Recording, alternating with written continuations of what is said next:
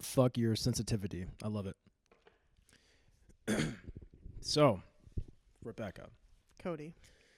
we met actually after the Sean Ryan show, Yes. right? Through the gram Through the gram at first. at first.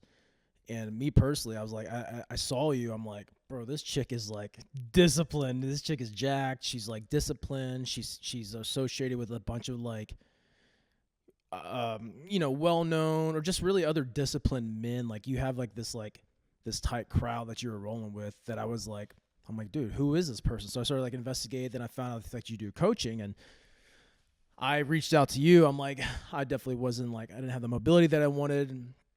I definitely did not have the body composition that I wanted, and a lot of that tied down to my own personal mindset, based around because I've struggled for years with cracking my own code for fitness, nutrition, like we talked about. Like, personally, I did like the bodybuilding for a little bit to really help me with depression, anxiety, counting my macros, but I realized I didn't want to live that way. I wanted to actually know what I was doing. It's not like I don't mind counting macros. I still do that in a weird way, not to like the extreme way, but I just wanted to like have knowledge on like how can I live and what's sustainable, not like, hey, I can follow an 8-week plan, but like what after that? And so I reached out to you to hire you for coaching for me, especially for my mobility, especially for my physique, and really for the nutrition. And um, from that, it really turned out to like where we created this like relationship and friendship, and we've known each other now for, has it been a year? Yep. We did our I remember we did our first call, our consultation call on January 1st of this year. But so we had met, I think it was November we first connected on social media, and then we chatted back and forth a little bit, but then we kicked it off as far as our coaching relationship in January. Dope. So almost a year. Yeah, it's a long time, and we've done since then. We've done a mastermind together. We did the Forge the Life You Want mastermind in Vista, California. That was pretty dope. And we've teamed up with both of our coaching groups, R3 Training, and then Simper Stronger, right? Which is your Simper Stronger is your what? It's my online coaching business for strength training. Dope. Which we've incorporated that with my mindset coaching and entrepreneur development. And I think it's been really great. And, the future is like really bright for both of us in that space, because we both know that, there's the mindset aspect. Because like you can have all those skills like, hey, eat this, do this exercise. But how many times, especially you, right? Because like when you do go to these public gyms, like we worked out that one time in LA, not LA, but back in California. And you've worked there before, but you probably saw some of the same people that you seen years before when you actually were an employee there, but they're still like not jacked, or they're still not like not fit, or they still have the same like mobility issues, because it's not the how do you fix those, it's the who do you have to become to fix those things. And, can you tell us a little bit about yourself, like kind of like who you are and like where you kind of came from, what you do now? Yeah, those are broad, deep questions. So who am I? What do I do? My name is Rebecca. Let's start with that. I've been passionate about strength, wellness, mobility, health, fitness, that kind of arena of life for my whole life. I got my start in that area in gymnastics when I was 3. And so fitness, strength, mobility, all the things you mentioned, nutrition to discipline, especially discipline, all of that was ingrained in me from a very young age. And I think all of that, as I grew up, I didn't realize it or appreciate it at the time, but all of that really contributed to who I am now as an adult. And I've just continued to build on that foundation that I got from gymnastics at a young age. And so I got away from gymnastics when I went to high school, but I still was always passionate about still fitness and nutrition and strength. And then in college, I found the gym, weights, bodybuilding first, like you and so many other people. And then I transitioned more into focus on strength and performance, and less so on the aesthetics and the physique aspect. That's kind of a byproduct, nice to have, but that's not the focus for me anymore. But now I work, as you said, I worked at the gym that we were working out at for 6.5 years. That's where I started in my career in fitness. And then I left there when I lost my job during COVID, and I started my business, Semper Stronger. And now I just get to do all the things that I love, but on my own terms. So I've built a brand around the things that I'm passionate about, the things that I value, and get to help people, not just in my city or my town, like when I wasn't confined to the walls of the gym, and now I can help people through the internet, as I know you're very passionate about using the internet as a tool, as an asset. And so I've done the same with my own business. Being an online business, we're not limited by geographic location, and so we can help people all over the world get stronger, healthier, and fitter. Dude, that's awesome. So like, this day and age, like it's really easy, I think, in the online world to like talk about discipline and talk about like just being focused on something. But the truth is that's not a lot of Americans out there, not a lot of people in the world that they don't have that. So I'm kind of curious, like, what do people get wrong about you? What do people get wrong about me? I think people think that I don't have any fun, that I'm like super serious, which I am probably on the spectrum of, the class clown versus the other end of the spectrum of super studious, intense person. I'm definitely more on the latter, but I'm not all business. I do have fun. I do enjoy my life. I think people think that I maybe am miserable all the time because I live this structured discipline life, but I also live by Jocko's motto of discipline equals freedom. And I truly feel that being disciplined and building structure and good habits that lead to strength, lead to health, lead to ultimately to freedom, so that I'm building this foundation now that will allow me to have longevity, have health, and have freedom to do whatever it is that I want to do 10 years, 20 years, 50 years from now. So I think that's probably the biggest misconception about me, is that I'm always serious and I don't have any fun. And but yeah, I think. When did you buy into that model of discipline equals freedom? When did you like say, you know what? Were you lost in life? Were you looking for guidance or direction? Were you looking for like a higher purpose or calling? Or were you looking just ways to amplify your current life? Like, tell us more about like that. I want to know, like, who was that Rebecca when were you always like this from like childhood? Did things change along your journey? Like, when did you say, this is it? I'm prioritizing freedom. And I know to achieve that, this motto of discipline equals freedom is going to take me to where I essentially wanted to end up at. Like, tell us about that. Well, obviously Jocko is the one who kind of coined that phrase and made it popular, at least in these current times. So I learned about Jocko. I first read his book back in 2017. And at the time I was still working a corporate job. And that's when I read Extreme Ownership. And I was getting into my leadership and management career, transitioning from just doing personal training into managing a team of trainers. And so being that it's like a leadership book, I decided to embark on improving myself as a leader and in my field, but also in my life. And at the same time, Joel, my husband, was going on deployment. And so it was the first time I was going to be alone since we had been married for that long of a time. And I knew that it was going to be a big transitional period for me, a big catalyst for my growth. I had a big opportunity. I could either sit and wait for him to come home and be sad and lonely, or I could use that time to really focus in on myself and improve myself in all the different roles that I served at that point in my life. So that was probably the initial kind of spark for that. And then I'd say the next biggest transition when that came to play a big role was when I left my corporate job and became an entrepreneur. And that probably was the biggest change for me, because in a corporate job, at the end of the day, like you're working for someone else. So you always have the ability to say, oh, is this person, or it's the manager, it's the company, it's corporate, it's they make the rules. I don't make the rules. And you can always kind of pass the blame or pass the responsibility, if you will, to someone else. And I definitely did that at times. And looking back now, I realize it's not a good quality of a leader, is to try to find someone else to blame. But when I left that job and started my business, I also, around the same time, became a competitive athlete. I got really into weightlifting and moved to a new city, a new state. And so there's a lot of change going on in my life. And so I knew that I needed to dig deeper, be the leader in my own life. And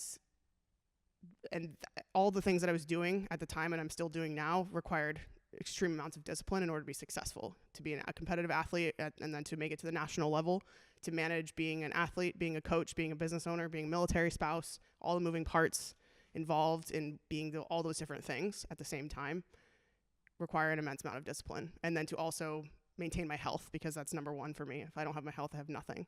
And I've had health problems, as you know. I've kind of been through that journey as well to get to where I am now. And every day that requires discipline on my part, for sleep, for nutrition, recovery, sauna, cold plunge, all the things that I do to maintain my health also require discipline.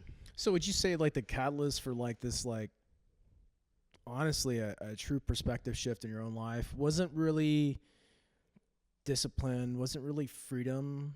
Do you think the catalyst was health, and then from health, investing in your health, that stemmed to all these other avenues? Like, did you get healthier along the way on that health journey? Like, what happened for you to like even see the importance of like choosing, right? Because like you're making conscious decisions to what you're eating, how you're sleeping. Like, I know you as a close friend, and dude, I wanted to text you last night to tell you about today, but I'm like, dude, it's like 9:10. She's like dead asleep, and if she's not asleep, she's doing something like healthy for her. And like, I'm not trying to get on her bad side before today. But like, what do you think it was like? Because I feel like there's this like missing link in people that they haven't figured out how to unlock for themselves. Like, they want to be jacked, they want to be healthy, or they want something in their life, right? And they're able to attract all these other things that are kind of like important, but not the true desirable importance that they're looking for, like their health, right? They don't have the mindset to be like, dude, if I don't have my health, I have nothing, right? Because they're not seeing the 10-year plan. I mean, when you decided to like really invest into your health and make a bunch of these changes, right? Like, tell us about that. Like, what was that like? And like, if you can reflect back onto it, like, what were you thinking? Like, what was your mindset back then to have that shift compared to like what it is now? Well, like I mentioned earlier, I have an autoimmune disease, and that there's no cure for that. Like, that doesn't go away. I will always live with that. And having gone through the diagnosis, this was when I was a freshman in college. I was 18. I got diagnosed, and all the symptoms, all the just living with it, they were awful. And it made me realize that I can't live a normal life. I can't function in society when I am constantly having to deal with these miserable symptoms, feel awful, not want to eat, lose weight, gain weight, all these things that were affected in my physiology by this autoimmune disease, and just pain constantly. And I'm now, having worked with all the veterans at the brain clinic, I realize how that's just a norm, and for you guys just learn to deal with it.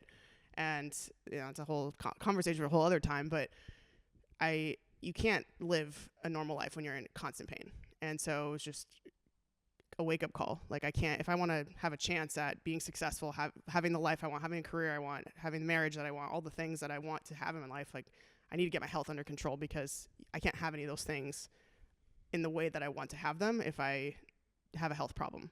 And so it became clear that that needed to be a priority for me, was getting my health under control, and then everything else. I can finish my degrees, I can pursue all the other things that I want to do once I get healthy. And so I just focused on doing whatever I needed to do to get my health under control. And then that's just been a journey over the last 14 years now since I got diagnosed. But I think in terms of society at large, I think we're conditioned to want convenience. We want everything now. And so most people aren't thinking about the 10 years from now, or the 2 or 3 decades from now, or their grandkids. It's, what am I going to do for dinner tonight? Or what do I want right this second? Or what's easy, what's convenient? What app can I open to get anything I want in 5 minutes? And what tastes good? What's going to satisfy my desires right this second, versus what's going to serve me best in the long term? And that's just a societal thing right now. And most people are just not focusing on past, today, tomorrow, next week.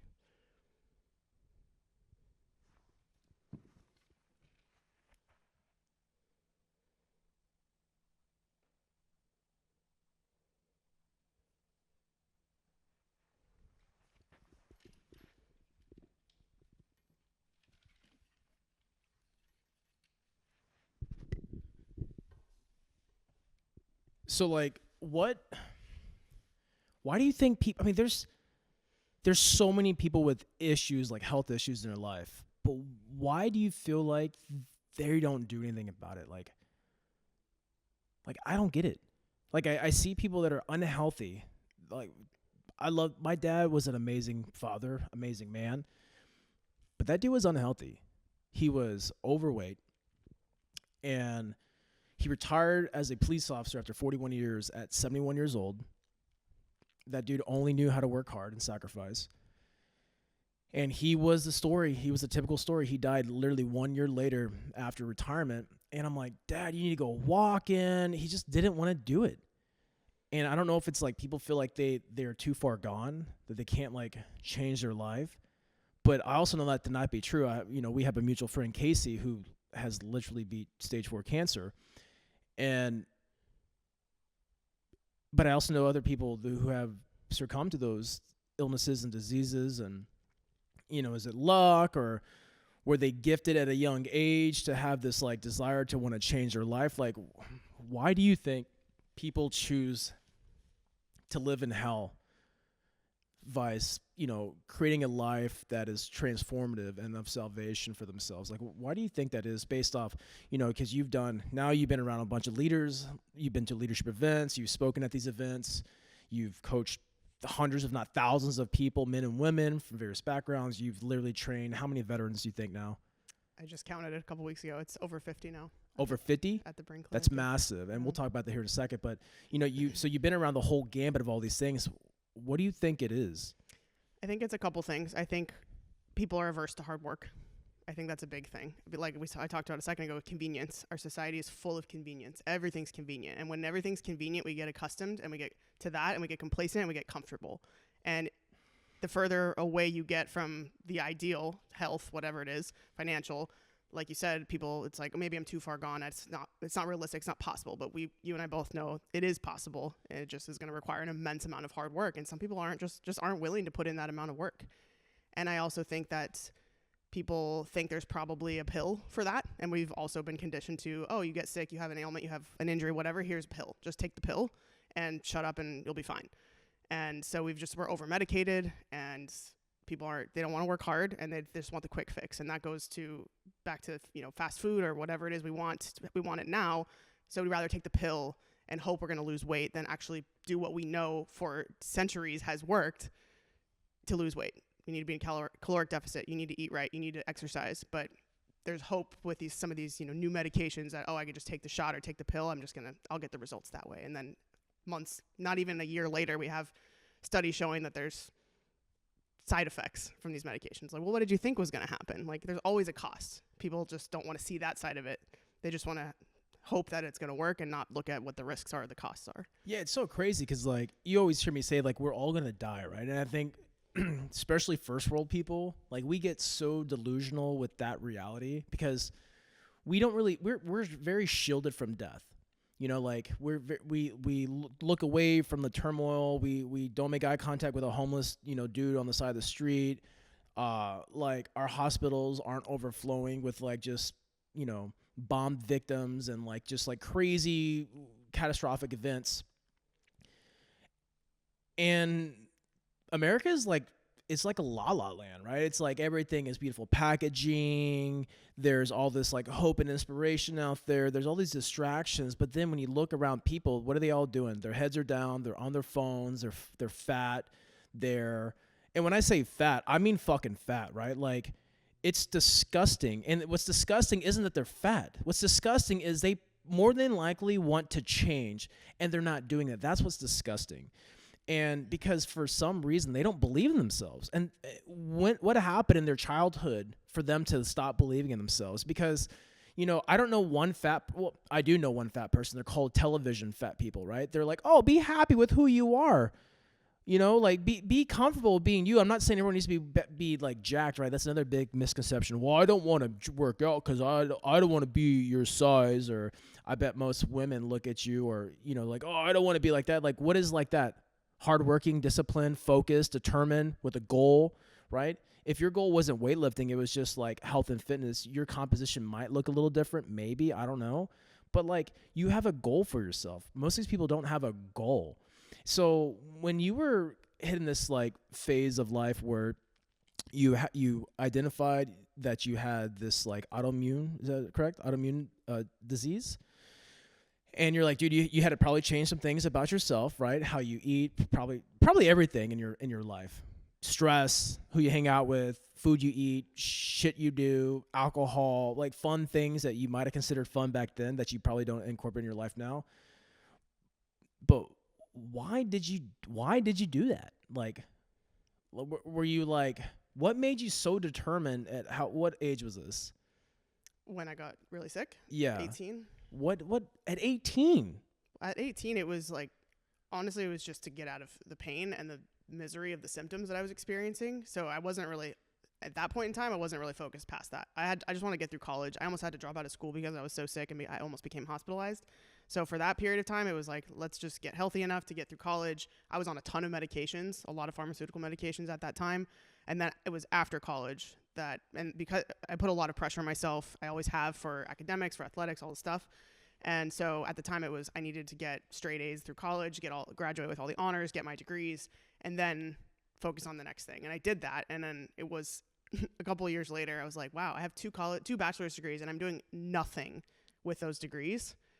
I went down a completely different career path. That's when I found fitness, and which turned into be my career path. But I didn't, at the time when I was going through school, I didn't think that I thought that getting straight A's and graduating with honors was the most important thing for my future, because I didn't know any other way. Because prior to college, all I had done was be a student and be a gymnast. And so it was always pursuing straight A. And a lot of people are like, did your parents push you really hard? Was it like your parents that disciplined you and made you this way? And it wasn't. I did it to myself. And I think I realized actually not that long ago, maybe in the last year or two, I think gymnastics had a lot to do with that, the sport, because it's a sport where, at least back then, I don't know how it is now, I haven't competed in over 15 years, but you're in a competition, I'm getting scored and assessed by the judges. I started a 10.0 for my routine, and then anything I do that isn't perfect is a deduction. So you have a bent knee or a bent arm, your toes aren't pointed, and your 10 goes to a 9.9, 9.8. You don't stick your landing, there's another 1/10 of a point. And so it's always just striving for perfection. That's ingrained in me from age 5. And that bled into academics and all the other things I've done in my life. And for better and for worse, I think there's two sides to that coin. But it largely shaped my mindset growing up and then into adulthood. And I didn't realize that until really not that long ago, how much that being drilled into me, like striving for perfection in all things, really impacted me as a person. And so it wasn't my parents. My brother and I are very different. He was, very straight B student, occasional A, maybe a C, but we were very different. And he was a heavy drinker through college. I was not. And so we're very different people. And it was not from parenting. It was truly from within myself. But did you want to be a heavy drinker, or let me rephrase that? Did you want to go party and stuff? Did you want to eat that cheeseburger? Did you want to do these things? I had not phases, but I was a lot more societally normal, like what an average American is like. Maybe not now, but 10 years ago, I was probably somewhere in the middle, not nearly as extreme as I am now. And that's only increased over the last couple of years. And that goes back to becoming an entrepreneur around the same time as getting higher up in my weightlifting career and balancing being all of those things and a business owner and a coach and all the hats that I wear, and realizing how I cannot be successful at all of these things without an immense amount of discipline and also maintain my health at the same time. Which one do you think is more important? I know discipline is an action, but what is the modality? What do you think is most important when it comes to shifting your life? What do you mean? So for instance, you're as an entrepreneur now, you have more responsibilities. Maybe you make more income, maybe you don't. You maybe have more opportunities to do things, to expand yourself.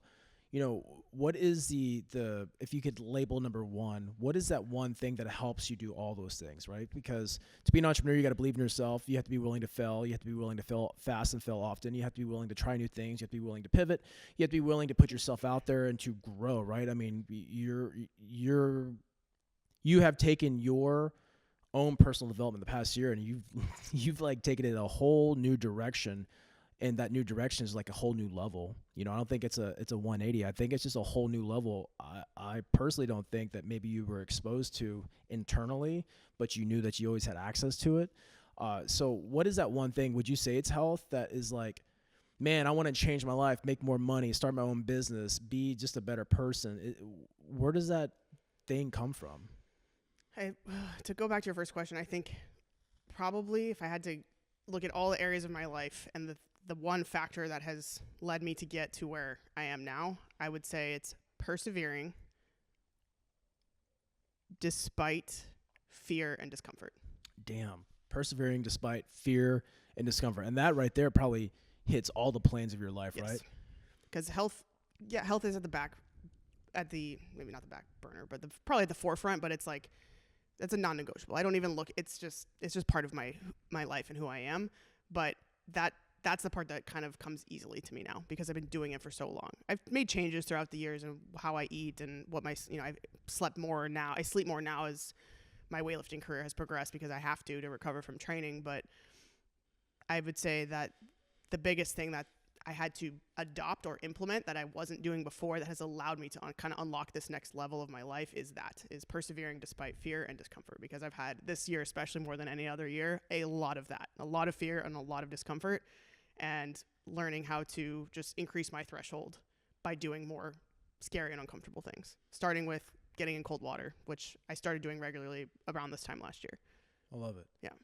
Do you think about death? Do you think about like not in a fear mode, but do you think that like, man, if I don't do this, or if I keep on fucking around, or if I don't take this action, I might not get this opportunity, and then like one day I'm gonna die, I don't regret. Like, do you think about your own mortality? Not often. It's not something I really ever thought about until fairly recently, and probably because you remind us all the time we're gonna be dead one day, like every week on our calls. So every time you say that, it does. There's feelings that are stirred up inside when you hear that, and you're reminded of that. What does it make you feel like? Just not to waste any days, any time, and sometimes it's even as just catching myself scrolling on Instagram when I have a bunch of stuff I have to do to move the needle on my own goals. It's like, what am I doing? I'm not, because you're not guaranteed tomorrow. None of us are, and the likelihood of something bad happening is obviously low, but you never do know. And so I think just not wasting time, not wasting days, and making sure every day I'm doing something productive to move the needle on one or more of my goals. I love it. I love it.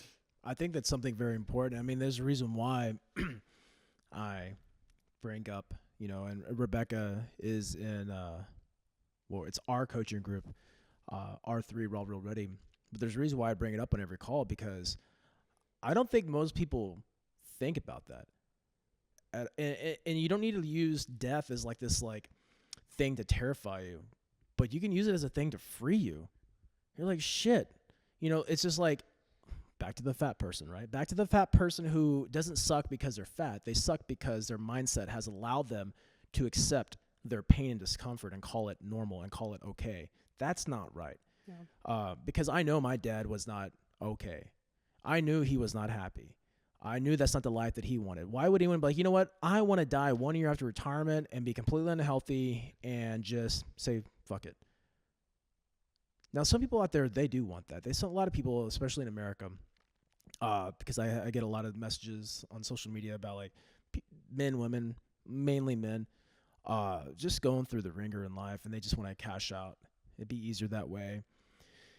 And I'm asking myself every time, I'm like, what the fuck is wrong with these people? I don't think it's wrong to have like suicidal thoughts. I don't think it's wrong to be depressed. I think it's wrong to stay there and not do anything fucking different. I think that's what's wrong. When I was fat, and I posted today on social media, dude, I was fucking fat. And the sad thing is, I thought I was big. Because I could hide myself with clothes, or I could hide myself through my reputation that I had in the military. But when I took off my clothes, I was not happy with who I was. I saw pain.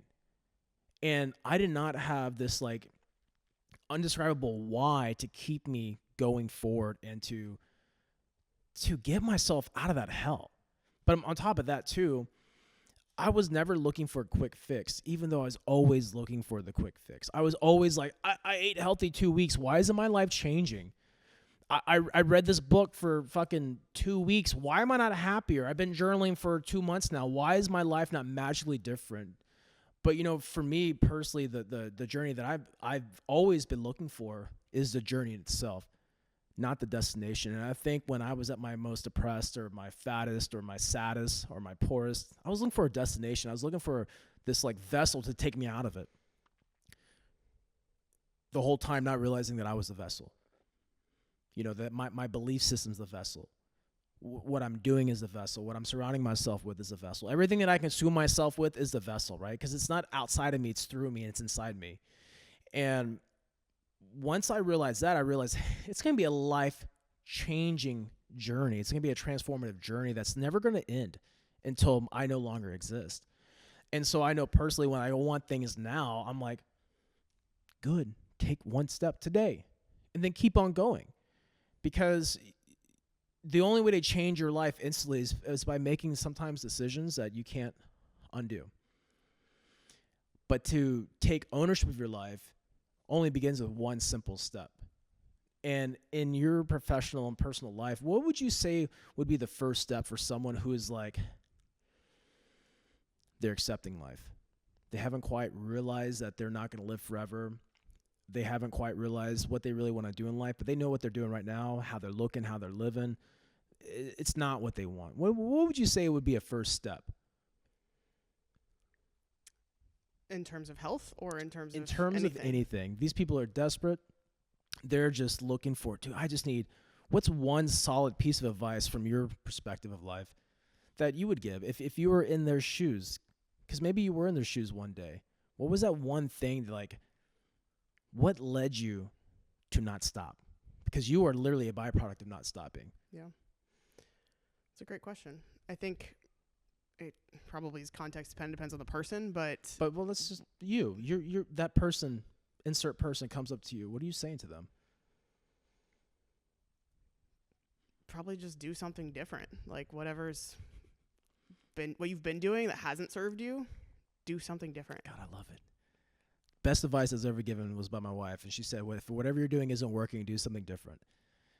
And it's so simple, but it's not easy. Absolutely. And people's minds can't comprehend uneasy things. I mean, think about how many people go to the doctors and don't ask the doctors what's in their prescription or what's the side effects. Or they roger up to the side effects of like, oh, this could cause, like when I see like the shit for Botox, people are like, oh yeah, it could cause like paralysis and blindness and like cancer and like heart attack or, whatever, insert whatever thing is coming on the TV as a commercial. It's so healthy, it comes on a commercial ad. You know what I'm saying? Yeah. It's like, it's kind of weird. We live in this weird Legoland sim world. You remember that old The Sims? Yeah, The Sims, the role-playing game thing. And it's really crazy. And then sometimes we look at someone like you who truly transformed your life. You're a byproduct of your actions and your decisions, but they think it's unobtainable. And I think most people will look at you or look at me or look at someone else and want an aspect of their life, but feel like it's not for them, but they don't connect the dots where like, what aspect do they want for themselves through themselves, right? Not to give away their power in comparison. Like, if this world would stop comparing, we would start living way more. People would stop like, oh, I have to have all these external materialistic things, because how many times in your life have you ran into like materialistic people, or status type of people, and they're just really kind of sad or they're assholes, like they're just, you meet your hero and you're like, dude, I kind of regret meeting my hero because that dude's just a fucking turd. It's a real thing for a real reason, but we're so desperate to like find that one thing we can latch onto to help us escape from inside here. And I've just never really understood it. And for me personally, it was, I keep on talking about the path or the way, the journey. It's all the same thing, just said differently. And it's like, who do I want to become? And if this is not who I am now, then what the fuck do I have to do? And it's going to be hard. It's going to suck. I talk a lot about like some of my addictions, definitely pornography, definitely weed. Weed became an addiction for me, vice a vessel to help me like it was when I first started using it. And I didn't think I could like change these things. I didn't think I could like get over them. And then it happened overnight. It wasn't as easy to be like, I'm not going to do it anymore. And then my addiction goes away tomorrow. It wasn't always that simple, but when it came to tobacco or it came to like medication, I could quit those things cold turkey. So have you had anything like that in your life where like some things were just honestly kind of with your mindset that you have now, like from 18 to like your age now, have you found something in your life where it's like getting rid of this was super easy, but getting rid of this other stuff was like kind of hard?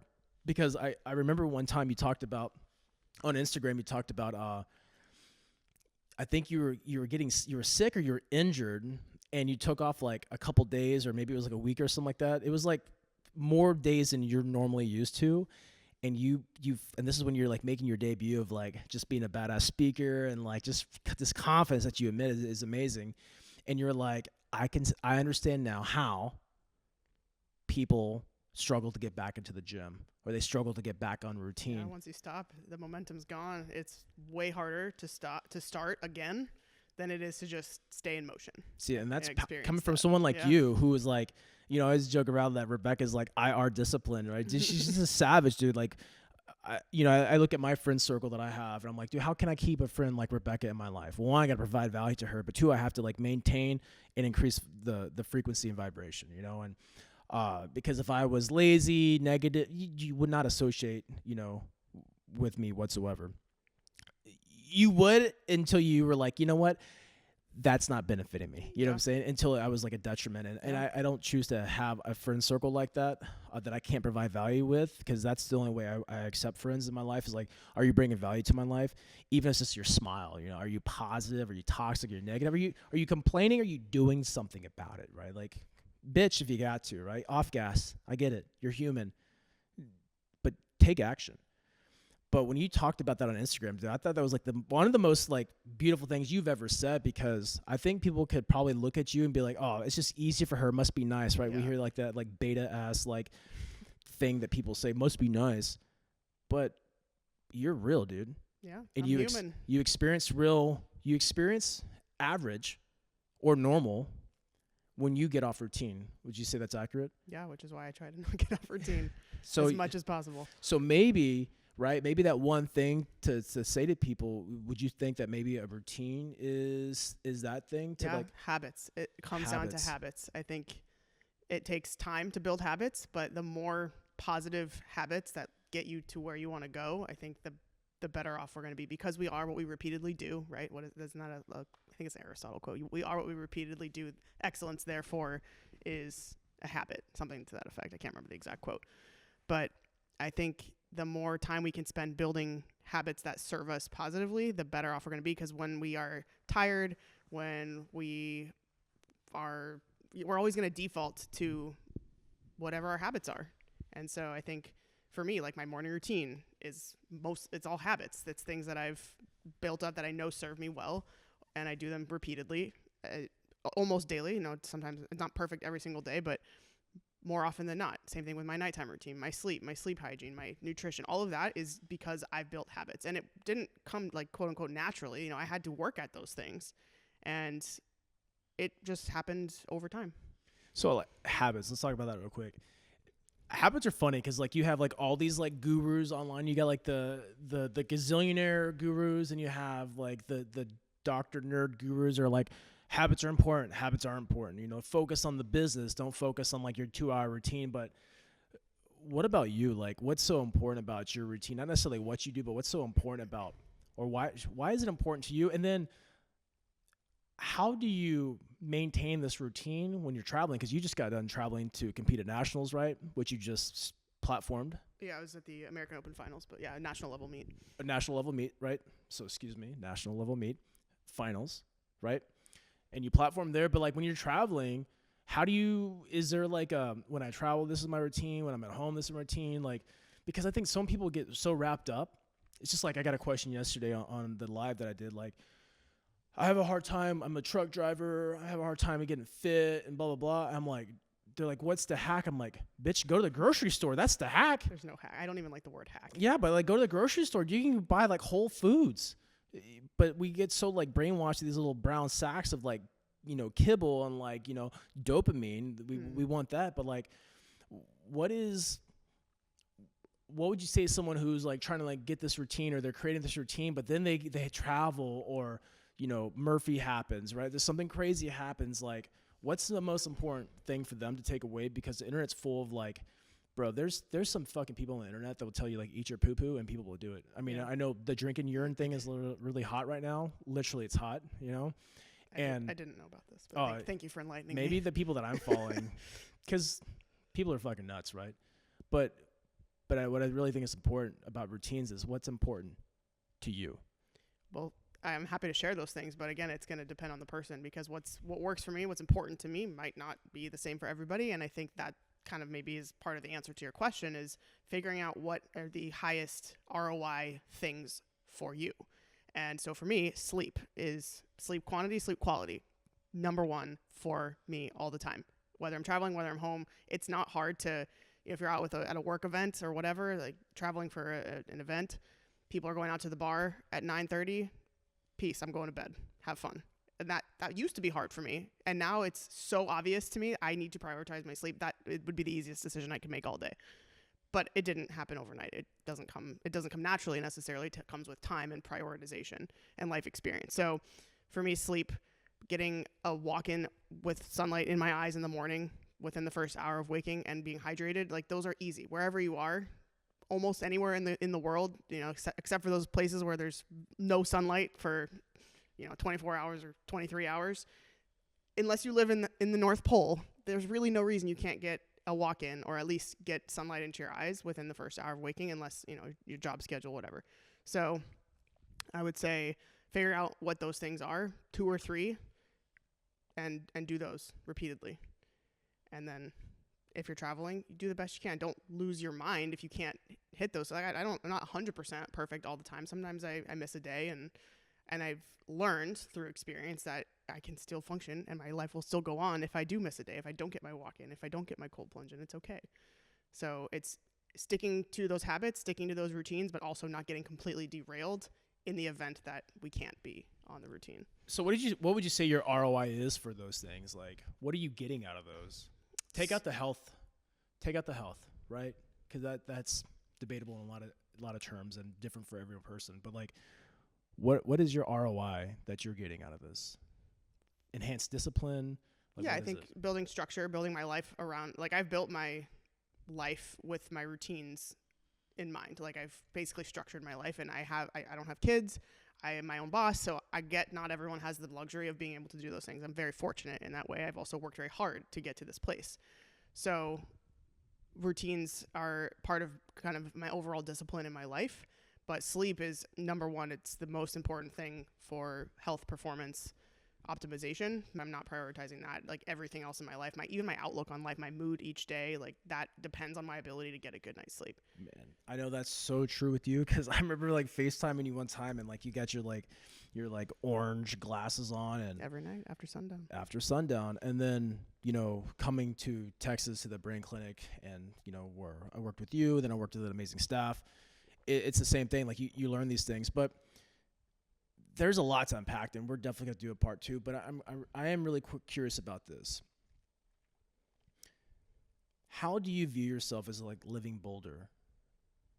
What does that mean to you? Living bolder. I think it kind of goes back to what I said earlier as far as persevering despite fear and discomfort. And living bolder to me I think 2023 has been that times 1,000 compared to any other year of my life. Knowing where I am now, knowing where I want to go, and taking all the steps necessary to get there. And that was starting with getting in cold water every day, which anyone who knows, I grew up in Southern California, sunshine 70 year round. I'm not a cold person, quote unquote cold person, right? I never spent a lot of time in the cold, and I was very averse to the cold. And so overcoming that fear by repeatedly exposing myself to cold water and being miserable and doing it over and over again. Knowing I wanted to become a public speaker and being terrified to even unmute myself on a Zoom call, as you well know from January of this year when I first joined your coaching group, to speaking to 600 law enforcement officers on a stage coming up on 4 weeks ago. And to become that and to get to that point, I had to join Toastmasters. I chose to join Toastmasters, which is a public speaking group that I meet with every single week to get me comfortable speaking, or more comfortable speaking in front of people. And now I'm leading calls in your coaching group every month. And so I had to move forward and pursue these goals despite fear and discomfort and self-doubt. And so I think that to me is living bolder, and I'm looking forward to doing more of that and breaking through and unlocking even greater levels of living boldly in 2024. Dude, I love it. It's beautiful. What is one thing that you can leave the audience that just what's in your heart? What is Rebecca? You got the stage. What are you saying to the world? Oh my goodness gracious. Anything. That is a tough one. Anything at all. Like, what do you feel in your heart right now? Like, you got the world stage. You got 30 seconds to the world. What are you telling them?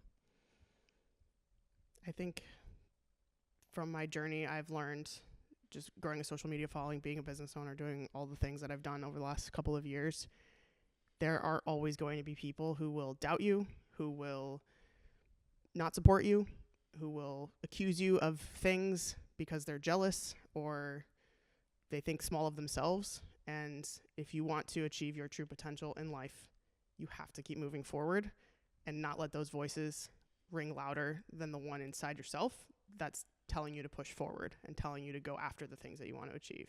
Because there will always be haters, but your own true calling, your passion, your purpose has to guide you and push you forward despite all of that. I love it. Rebecca, thank you so much for being on the show. We're definitely going to get a part 2 in, and I really appreciate you. And it's an honor to know you as a friend. It's an honor to actually observe you truly growing. I know You've been a big part of that, so thank you. Well, I appreciate you, and likewise. You know, we've collectively grown together, and the people that we associate ourselves with, they're all growing too, and that's what I love most about it. And that's what the beautiful thing about investing in yourself is, because you start to shine your light, and you're not quite sure what you're doing. You know that you want to move forward, but you're not quite sure where forward's at. You just know that you have it in you to do so. And all we need is like those like guiding principles, the left and right lateral limits of not restriction, but of like, hey, have you considered this? Have you betted on this yet? Have you tried this yet? And when you do those things and you repeat that process over and over and over again, you become someone different. And that's when these level ups occur. And I mean, this is a year. 5 years will not even be the same story. Sure, you're right. And if it is, that's sad, and that's on you. Yep. That's on me. I agree. But 5 years is a small drop in the bucket for the decades of trials and tribulations that you, we, all the listeners have all faced. And just, I know that big breakthrough for you, like that, just like where you're just dominating the internet, dominating the world with your message. I can feel it. I know it's coming. And every time I talk to you and every time I get to hear inside your brain more and like your soul, your passion, I see it come to fruition. And I just want to say it's really amazing to be part of this journey with you and to be able to call you a friend and to be able to be called a friend in return. And yeah, I will definitely let you know about part 2 about this. Thank you, Cody. Thank you for your friendship and for your leadership. It's an honor to know you and grow alongside you and be a part of your journey as well. So thanks for the opportunity to chat with you today, and stay tuned for part 2.